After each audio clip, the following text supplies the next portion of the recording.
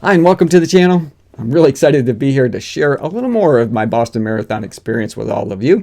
Now, this video is going to be divided up into two different segments. So the first half of the video is going to be more of the sights and sounds and that whole marathon weekend travel experience. The second half of the video is I'm going to go into a lot more detail about the marathon itself. So we'll look at the race kit that I was using, also talk about nutrition both before the marathon as well as during, and we'll look at some of the stats of the run, as well as break it down by 5K pace ranges. But before I get into all of that, I do want to say thank you to everybody who's been commenting and so supportive, especially when I shared the fact that I had injured myself just about a week to 10 days prior to heading out to Boston. So all of your support and some of the tips and tricks that you had shared with me, I used to help get me through from the start to the finish. So I really appreciated all of that. And I do want to give a special thanks to a couple of people, Stevie and Fidel. I really appreciate it. I was really blown away. They both gave me a super thanks on the race footage video that I shared with my initial results. So I really appreciate that. And any revenue that comes into the channel, I put right back into it to try to improve the videos that I produce for all of you and share. I love to document, and I want to do the best job that I can. And one of the things that I did do right before going to Boston was that I bought a brand new action camera. So I upgraded to the GoPro Hero 11. So all of the race footage that you saw during the marathon itself were shot on the GoPro Hero 11. I thought it just did a fantastic job. I was really excited about that. But I also put money into things like buying new shoes to review here on the channel. So I've got the Vaporfly 3 that'll be coming up soon. I just haven't been able to put any miles in it because of my ankle, but it won't be long and I'll be back out and I'll have those on my feet. So it can be a bit of a long video because of the two different segments here. So let's just get into it. So grab your coffee and join me. And if you want to just skip ahead to the race results part of it, where I break that down, by the 5K ranges, feel free to skip ahead because I've created some chapters that allow you to do that.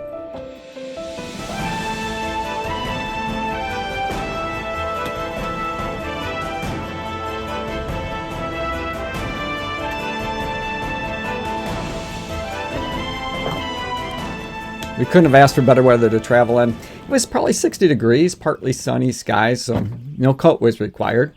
We had about an hour and a half drive from my hometown to the Detroit City Airport. And once we got there, I made the mistake of parking in the wrong parking structure. So unfortunately, Kim and I had to board a shuttle that took us around to the JetBlue terminal.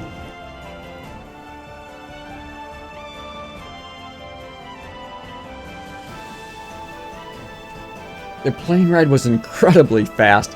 We taxied out onto the runway and immediately took to the skies. It took only about an hour and a half to get from Detroit to the Boston Logan Airport.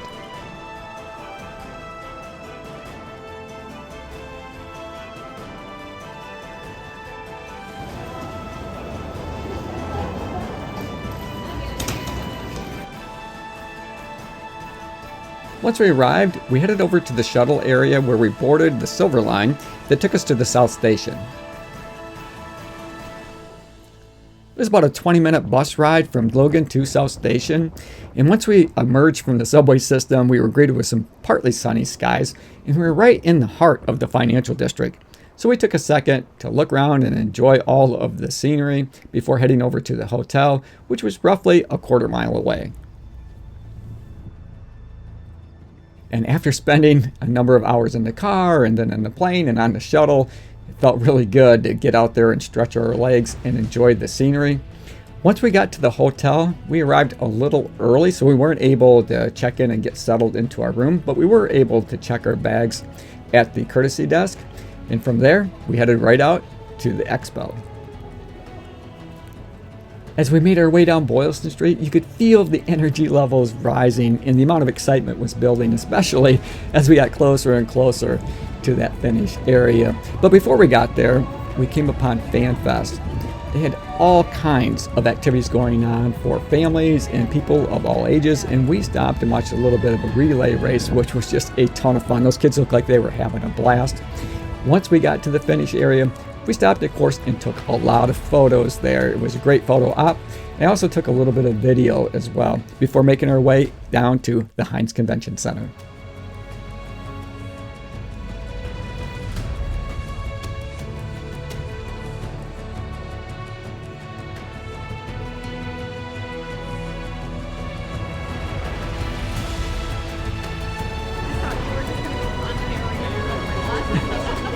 just going to leave it at that. I'm just going to leave it at that.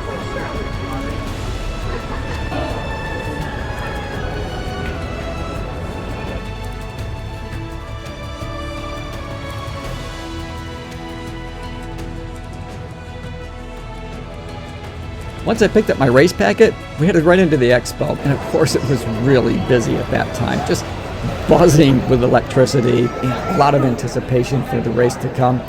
So we decided that we were going to just head back to the hotel, get settled in, and then return the next day when the booths and photo opportunities were going to be a little easier to take advantage of.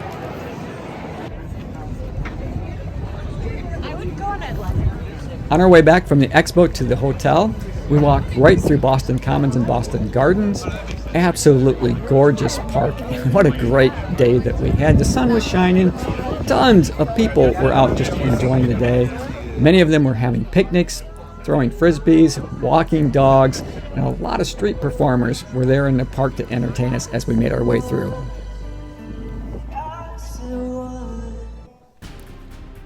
Our hotel was a 30-minute walk from the Heinz Convention Center.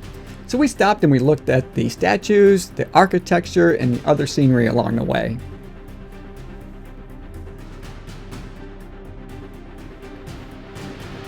The Hyatt Regency is located right near the French Quarter, and that quickly became one of our favorite places to hang out during marathon weekend.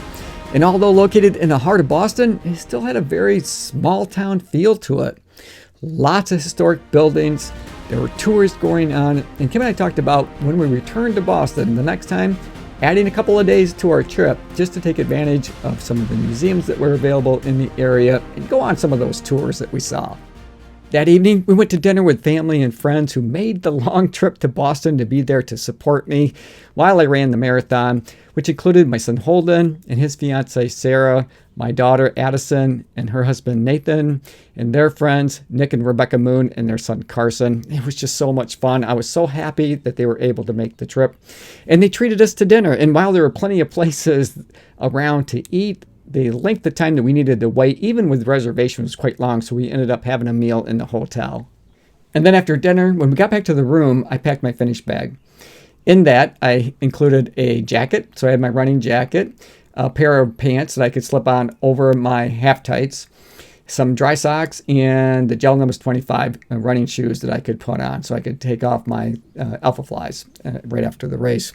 I knew I was going to be cold and I knew I was going to be wet, so I wanted some dry clothes and things to put on just to make myself a little bit more comfortable. I also put in a protein bar, pure protein bar, and a hydration mix that I could just mix in my bottle of water, just in case I wanted it or needed it.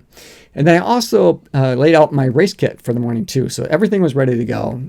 For the hat, now there was a change with the hat, and there was no reason why other than they're both black hats, and I think I just put one in the finished bag and laid one out. So I ended up switching them around because in the my original video that I posted of the race video, I was talking about my race kit, and I mentioned that I was wearing or going to wear a running hat by Running Warehouse, but I ended up wearing for the marathon an Adidas running hat, and I put the Running Warehouse hat in my finished bag. So I'm not exactly sure when I did that, but that's okay. They're pretty much the equivalent. Both are really comfortable. Both did a good job. But I had the Running Warehouse hat to put on as a dry hat after the race, and this is the one that I went with. I also wore the Rabbit singlet, and I did feature this in one of the videos before, talked about it at least in one of my previous videos, that this was a possibility, and this is the one that I went with, mainly because it's just so comfortable, and I like how wide, and I was trying to show you this, how wide the straps are up here on your shoulders, so it didn't slip off at all. There was no chafing. It was nice and cool, even though that wasn't a huge issue because the temperature-wise it's just about perfect. But I thought that this did a really good job, and I would have no problems at all wearing something like this again in the future for my next marathon. And then I also took a waist belt with me. Now this is a step-through belt by Nathan. I don't think I have any links to this. I did do a video on this at some point, so if you want to check out the full video, you can look that up.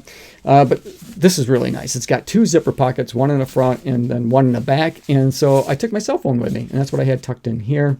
And then what I really like about it, I didn't have anything in the back zipper pocket. I had my cell phone and my hotel card key up here with me. But then in the sides there are pockets, and you can't really see them, but they're pockets that are there, and they're see-through, but they're easy to get to. There's no zipper. You can just kind of reach down, and that's a great place to put Maurten gels that I took with me. So that was just a really nice feature to have.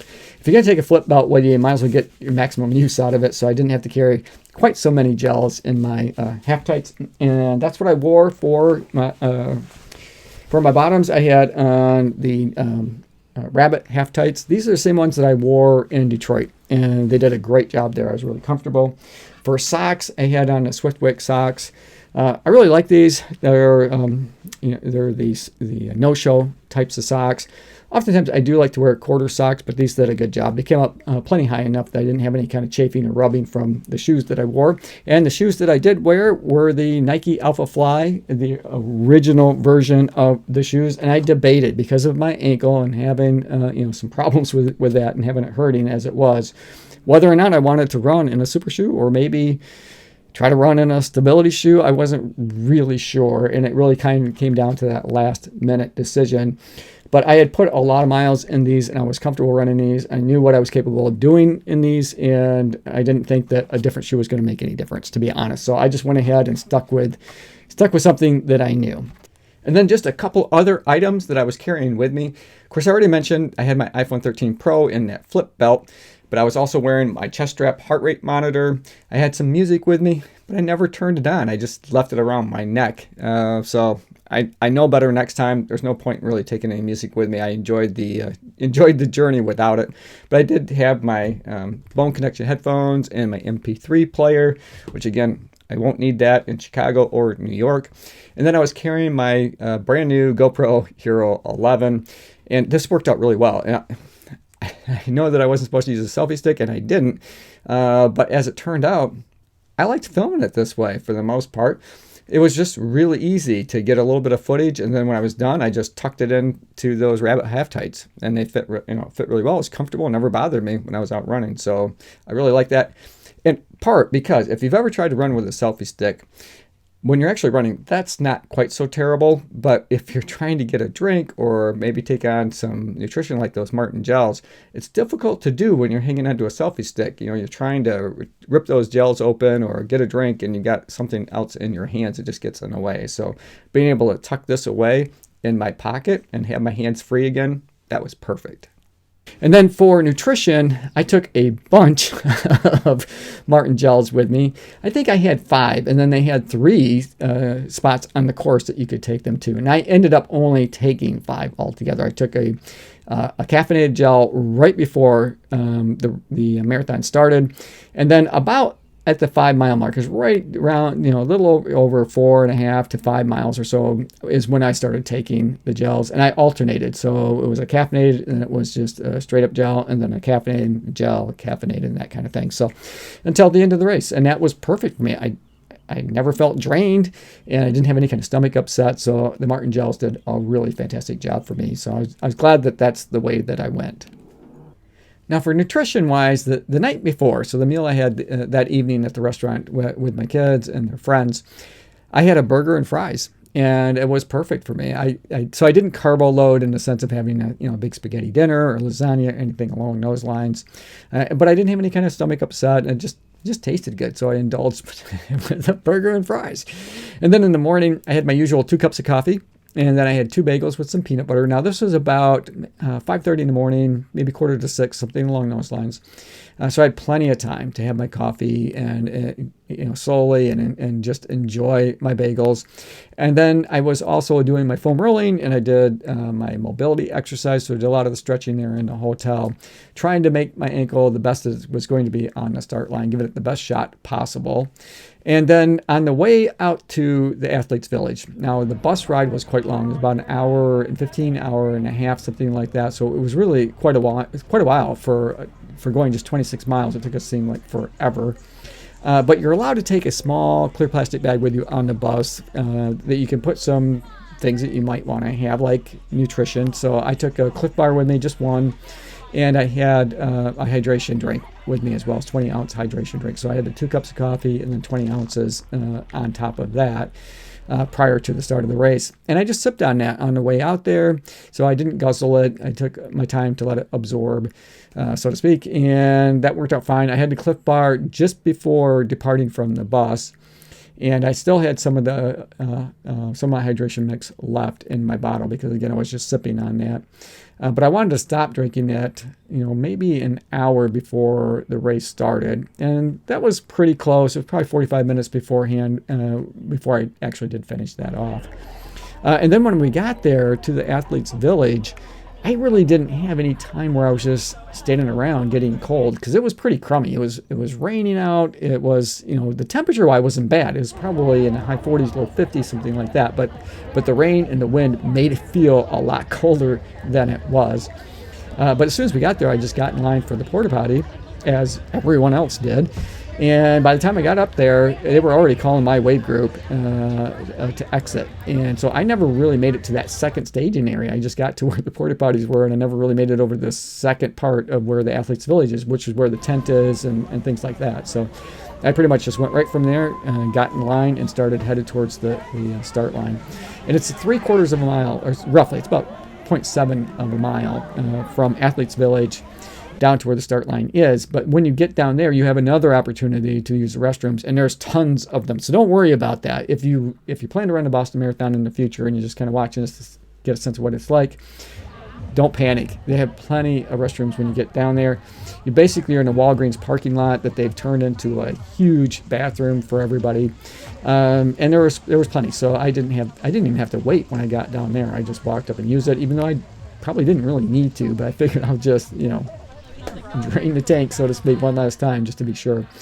And then we had to wait a little bit. And this was the one thing that, I wish I would have known was a little bit different, because when we first got there, they were still taking wave 2 and said, wave 3 over this way, and so they guided you over to that parking lot where the porta potties were. And but they never told us when wave 3 was going to start. So I just kind of hung out there. At that time, I had on my corral clothes. So I had, my donation coat that I'd picked up to take for that specific purpose. And I had pants on, things like that. So at that point, I was able to take my pants off because I needed to take my shoes off. I didn't have zippers at the bottoms.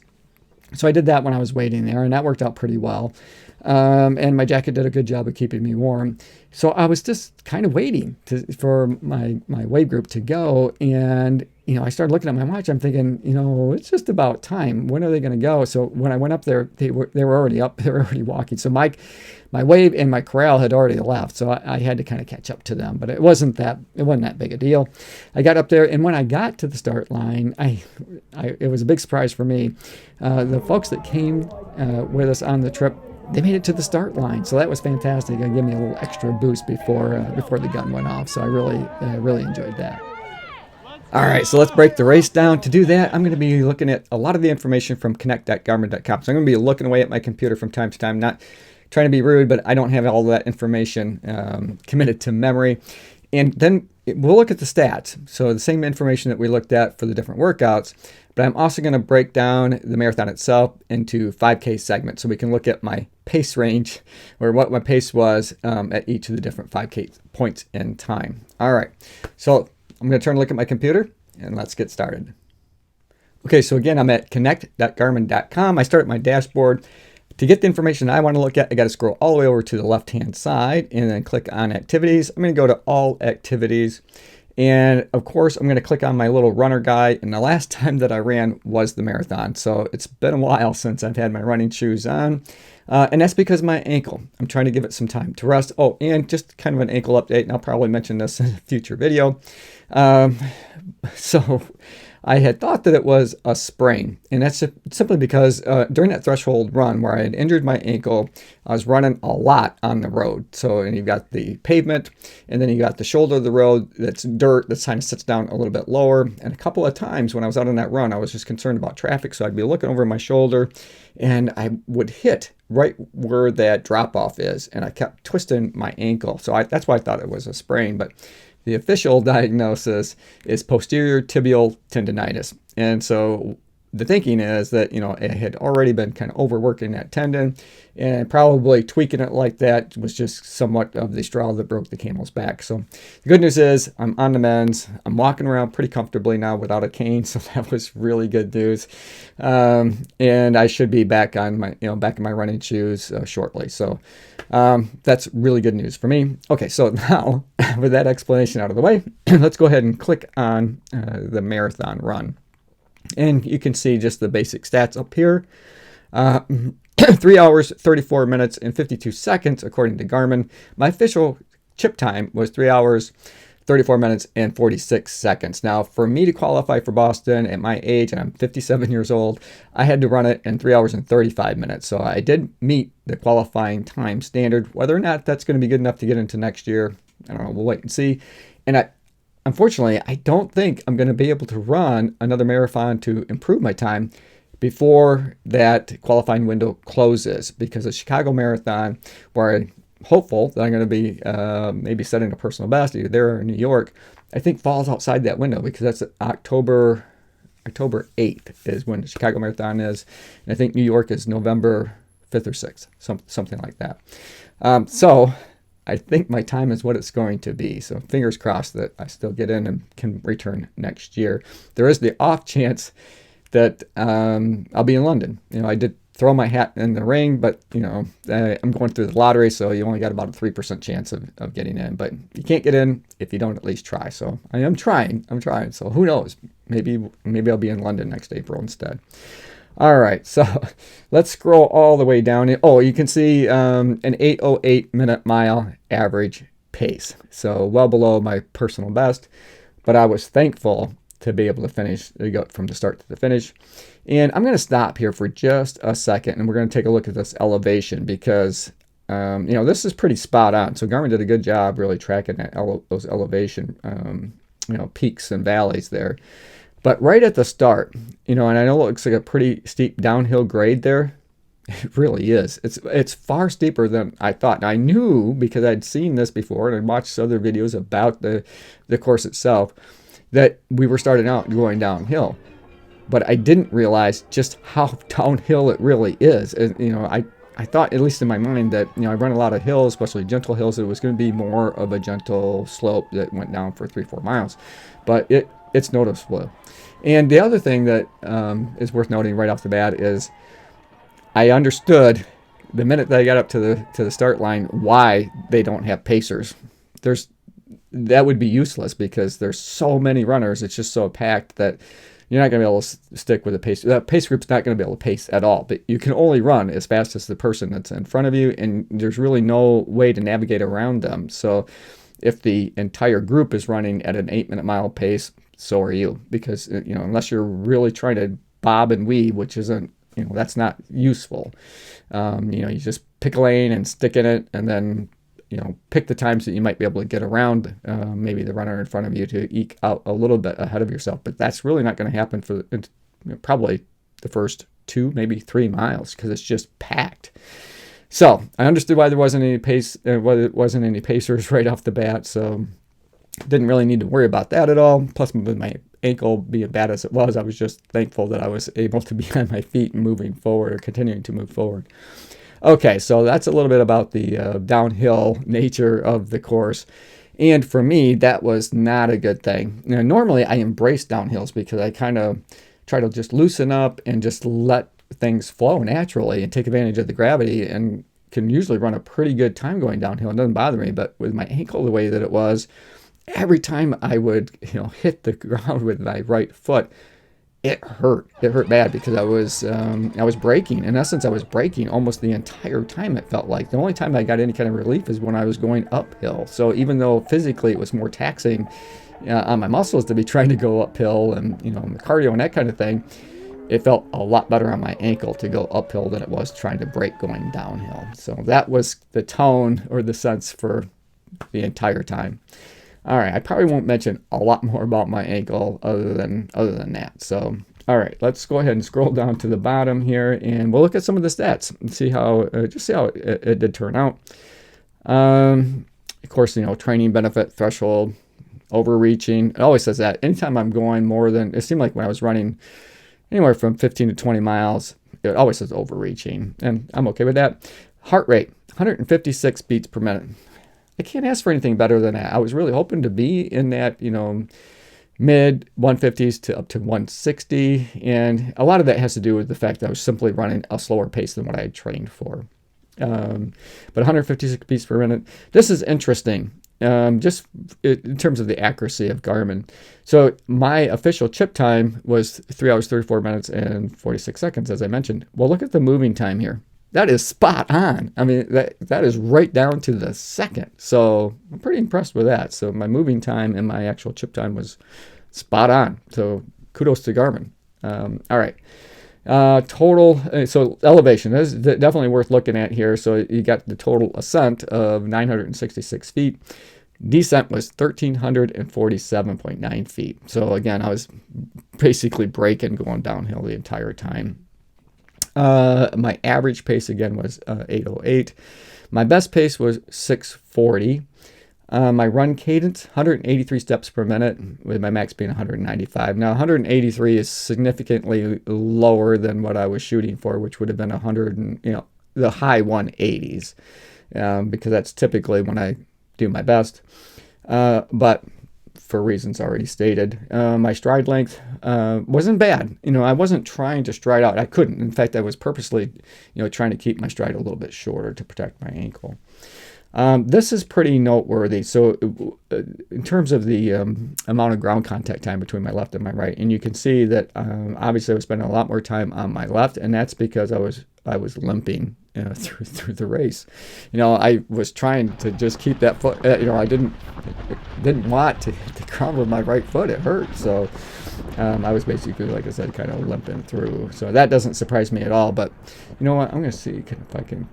I don't know if I can click on that or not, but there are points in time throughout the race, especially towards the end, when those numbers become significantly more skewed from my left to my right. And I'm going to try to scroll up and see if I can't capture some of that here in just a second. So, all right, well, let's do that right now. Let's see here. Ground contact time. Okay, so here we go. Yeah, so you can see from the left to the right. Hopefully you'll be able to see this. Sometimes it's up as high as 54% on the one side, and significantly less on the right side. And that's just because yeah, there we go. So 54.1 versus 95.9. So you can certainly see that I was just kind of limping along, making do, trying to get through. All right. So let's break it down by 5K. Now to do that, I'm going to see, I'm going to back out of this and try to remember how to do this. So if you want to break any of your pace ranges out from at any distance, whether you're running a 10K and you want to know what your 5K splits were, or if you want to just go mile by mile, hopefully this will get you there. I'm just going to back out of this altogether and start over so I can get back to the beginning, and we'll click on marathon once again. Now here, to get your 5K splits, you're going to have to go up to the little gear that's in the right hand corner and click on that, and then you're going to go down to where it says trim activity.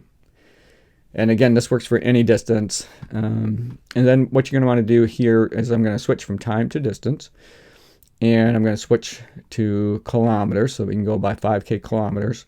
And I'm going to start at the end down here, and I'm going to put 5K, because that's the distance we want to look at, and then click off to the side. And you can see now that we're looking at just the first 5K. So up here at the top, you can see that I was running a 7:55 minute mile pace. So that's what the group ran. So that's what I was running.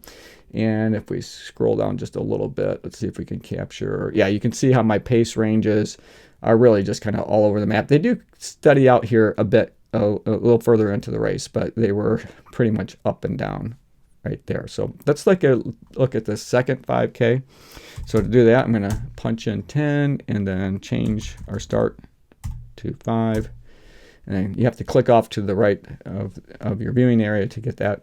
Now here I was running my goal pace. So at least for 5 kilometers of the race, I don't know. I haven't looked at all of this yet, but at least from from the 5 to 10K mark, I was hitting my goal pace, which was really a 740 minute mile pace. That's what I was training for, and I was able to achieve a 739 minute mile pace here. And mostly, I was running on adrenaline, and I knew that was going to be a big factor. That that first, at least for the first half marathon of it, up to Wellesley College, that I would probably be doing okay with my ankle, but beyond that, I wasn't too sure what was going to happen. It was pretty scary for me, to be honest, because I didn't really know how it was going to hold up, and worse, as I was making my way through, 1 kilometer after the next, I started to get a little bit fearful that maybe I was doing some permanent damage to my ankle. So that mental aspect of it was really starting to wear on me a little. And when I got past Wellesley College, that's when I started to think, maybe I shouldn't be doing this. But all right, so here you can see that, not terrible, 743 minute mile pace from the 10 to 15K mark. So still, not at goal pace there, but not that far off. All right, let's just keep moving forward here, and we'll go to 20 from 15. And again, we have to click off the side. So I'm starting to slow down. So, I started out slow with the crowd, and, I kept hearing over and over from the people that were around me, oh, we got to keep it slow. We got to keep it slow. So obviously a lot of people were kind of freaked out about going downhill and not starting out too fast to conserve their energy for the Newton Hills that were to come. I think they were over conservative, honestly. We should have at least been running whatever our goal pace was, and the group that I was in should have been running probably, closer to, maybe that 740 minute mark that I was shooting for. Instead, that the first time was, a bit slower than that. 753 minute mile pace from the 15 to 20K mark, and we're going to just keep pushing forward here, and then we got 20 to 25. Okay, so here you can see 753, so, not terrible, but I continue to slow down a little bit there. Overall, by the time I got, like I said, to Wellesley College, that's really when my ankle started to hurt its worst, and there was really no stopping at that point. Frankly, if I'd have stopped, it would have been so painful I wouldn't have been able to walk again at that point. So it was continue to move forward, kind of gut out the pain that I had, and hope for the best. So from 25 to 30, 8:13 minute mile pace. Now at this point, you're entering into those Newton Hills, and I expected to run slower. My plan was to just embrace that, and just kind of kept short stride, quick short stride. Don't worry if I'm slowing down, but again, I had planned to run it at a 740 minute mile pace, and I was thinking, if I slowed down to maybe 750, I'd be fine. Not anticipating an 8:13 minute mile pace, but that's okay. I like I said, I was just thankful that I made it through to the end. All right, so let's go to some 30 to 35. 828 minute mile pace. So again, slowing down a bit there. And that's okay because, so I think I mentioned this in the race footage video. The hardest part of the entire marathon for me was after I had peaked at Newton Hills because I said I wasn't going to talk a lot more about my ankle, but I mean, it is the big story for me for this race and my performance, far more than anything else. And when I got to the top of the Newton Hills, I knew I was going to be going downhill, and it's a pretty decent grade going downhill. And rather than being able to take advantage of that gravity to pick up my pace and improve my time, it hurt. It was just, like I said, I just felt like I kept having to put the brakes on there, and it was tough. It was tough going there from Newton Hills until I got into Boston. But so 8:28 minute mile pace from 30 to 35 kilometers, and then we're getting close to the end here. And let's see, we'll do. There we go. So 35 to 40. So we're really slowing down. 8:54 minute mile pace. because of, just all of the circumstances that we've talked about. And then let's just get to the end. What is it? 42? Is it 42.2 kilometers? I think in the marathon. My goodness, I probably should have looked that up ahead of time. Sorry about that. Okay, so a 9:04. So I slowed right down. Started out a little bit slower. I was able to get to my marathon pace for at least 5 kilometers, so that's something.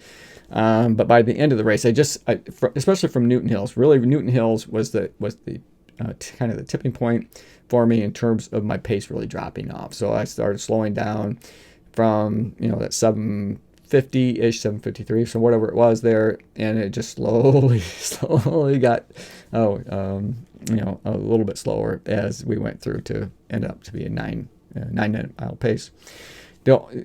I will say that at the end, when I made that final turn and I could see the finish line, a couple of things happened. Of course, you got the crowd that's all with you and they're cheering and all those kinds of things, and that really does help pick up your pace, even if you're in pain or have some other thing going on.